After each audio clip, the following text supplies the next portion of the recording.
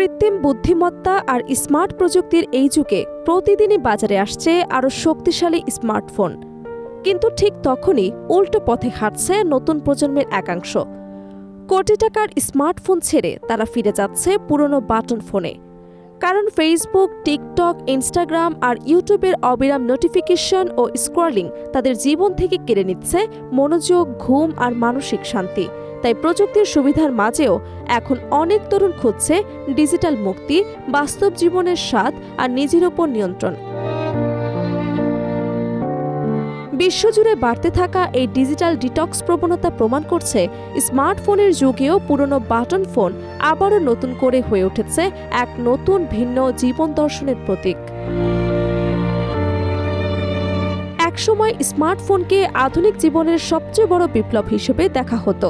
মানুষের যোগাযোগ সহজ করা থেকে শুরু করে ব্যাংকিং, বিনোদন, শিক্ষা এবং অফিসের কাজ সবকিছুই এখন একটি ছোট্ট ডিভাইসের মধ্যে সীমাবদ্ধ।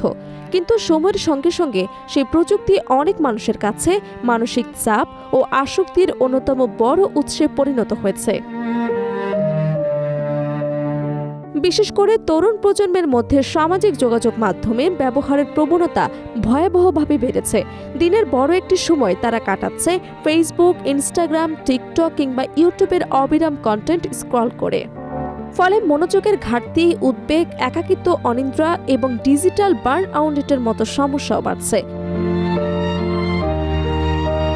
বিশেষজ্ঞরা বলছেন, অতিরিক্ত স্ক্রিন টাইম এখন বিশ্বজুড়ে তরুণদের মানসিক স্বাস্থ্যের উপর সরাসরি নেতিবাচক প্রভাব ফেলছে। এই পরিস্থিতিতেই নতুন এক প্রবণতা দেখা যাচ্ছে তরুণদের মধ্যে। স্মার্টফোনের বদলে তারা ব্যবহার করছেন সাধারণ ফিচার ফোন বা ডাম্প ফোন। বাজার গবেষণা প্রতিষ্ঠান কাউন্টার পয়েন্ট রিসার্চের তথ্য অনুযায়ী গত কয়েক বছরে যুক্তরাষ্ট্র এবং ইউরোপের বিভিন্ন দেশে ক্লাসিক ফিচার ফোনের চাহিদা আবারও বাড়তে শুরু করেছে। বিশেষ করে স্কুল, কলেজ এবং বিশ্ববিদ্যালয় পড়ুয়া তরুণদের মধ্যে এই প্রবণতা বেশি দেখা যাচ্ছে। বিশেষজ্ঞদের মতে, স্মার্টফোনের অতিরিক্ত ব্যবহার মানুষের মনোযোগ ধরে রাখার ক্ষমতাকে দুর্বল করে দিচ্ছে। একটি নোটিফিকেশন আসলেই মনোযোগ ভেঙে যাচ্ছে, কাজের ধারাবাহিকতা নষ্ট হচ্ছে। ক্যালিফোর্নিয়ার বিশ্ববিদ্যালয়ের এক গবেষণায় বলা হয়েছে, কোনো কাজে মনোযোগ নষ্ট হবার পর আবার পুরোপুরি মনোযোগ ফিরিয়ে আনতে গড়ে 23 মিনিটের বেশি সময় লাগে। ফলে দীর্ঘ সময় স্মার্টফোন ব্যবহারের কারণে পড়াশোনা, কর্মক্ষেত্র এমনকি ব্যক্তিগত সম্পর্কেও নেতিবাচক প্রভাব পড়ছে।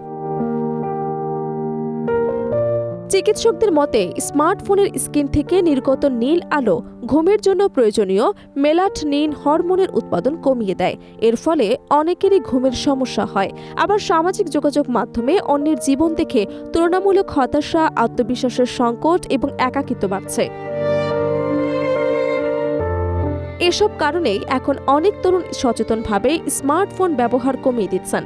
শুধুমাত্র কল, মেসেজ বা প্রয়োজনীয় যোগাযোগের জন্য তারা বেছে নিচ্ছেন বাটন ফোন। তাদের মতে এতে সময়ের উপর নিয়ন্ত্রণ ফিরে পাওয়া যাবে এবং বাস্তব জীবনের মনোযোগ দেওয়া সহজ হবে।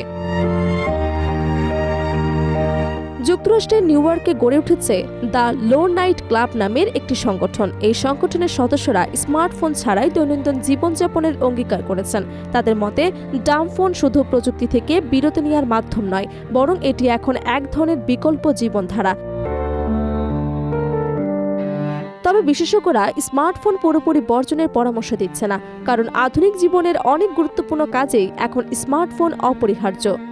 ব্যাংকিং, অফিস যোগাযোগ, অনলাইন শিক্ষা কিংবা জরুরি তথ্য আদান প্রদানের জন্য এটি প্রয়োজনীয়। তাই তারা হাইব্রিড ডিজিটাল ডিটক্স পদ্ধতির কথা বলছেন, অর্থাৎ প্রয়োজনীয় কাজে স্মার্টফোন ব্যবহার করা হলেও অবসর সময় বা ছুটির দিনে বাটন ফোন ব্যবহার করে ডিজিটাল নির্ভরতা কমিয়ে আনা যেতে পারে। প্রযুক্তির দ্রুত পরিবর্তনের এই সময়ে ডাম্প ফোনে ফিরে যাওয়ার প্রবণতা নতুন এক বাস্তবতার ইঙ্গিত দিচ্ছে। তরুণদের একটি অংশ এখন প্রযুক্তি থেকে শুধু বেশি সুবিধাই নয়, বরং বেশি নিয়ন্ত্রণ চাইছে। তারা বুঝতে শুরু করেছেন, প্রযুক্তি মানুষের জীবন সহজ করার জন্য, মানুষের জীবন নিয়ন্ত্রণ করার জন্য নয়।